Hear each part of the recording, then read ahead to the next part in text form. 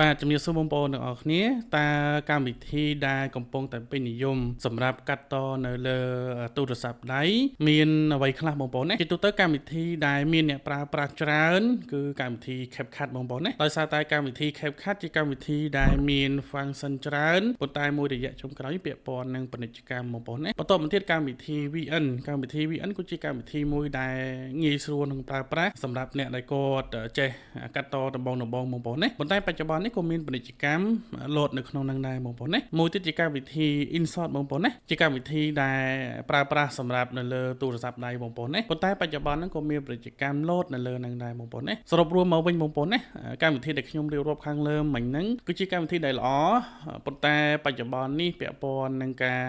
ផ្សាយពាណិជ្ជកម្មនៅលើកម្មវិធីហ្នឹងបងប្អូនណាដោយសារតែគេតម្រូវយើងបង់លុយបងប្អូនណាកម្មវិធីកាត់តមួយទៀតបងប្អូនណាខ្ញុំគិតថាល្អសម្រាប់គ្នាយើងដែលចាប់ផ្ដើមកាត់តដំបូងហើយអត់មាន spot ពាណិជ្ជកម្មទេបងប្អូនណាគឺជាកម្មវិធីរបស់ Meta របស់ Facebook ផ្ទាល់តែម្ដងបងប្អូនណាបងប្អូនអាចសាកចូលទៅប្រើប្រាស់បានខ្ញុំប្រើមួយរយៈនេះឃើញថាអាចកាត់តបានអាចចូលសម្លេងបានអាច voice សម្លេងអីបានហើយសម្រាប់បងប្អូនដែលធ្វើ video reaction អាចកាត់ background បានបងប្អូនណាកាត់ background បានស្អាតដូច CapCut ចឹងហើយมันមានការបង់លុយទេនៅក្នុងហ្នឹងពាណិជ្ជកម្មក៏អត់មានដែរបច្ចុប្បន្នហ្នឹងបងប្អូនណាបងប្អូនអាចសាកចូលទៅ download យកមកប្រើប្រាស់បានតាមពិតទៅកម្មវិធីហ្នឹងមានបងប្អូនយើងស្គាល់ច្រើនប៉ុន្តែមិនសូវចាប់អារម្មណ៍ទេបងប្អូនណាមិនសូវចាប់អារម្មណ៍ប្រើប្រាស់ទេអញ្ចឹងបងប្អូនអាចសាក download យកមកប្រើប្រាស់បានបងប្អូនណាអរគុណច្រើនបងប្អូន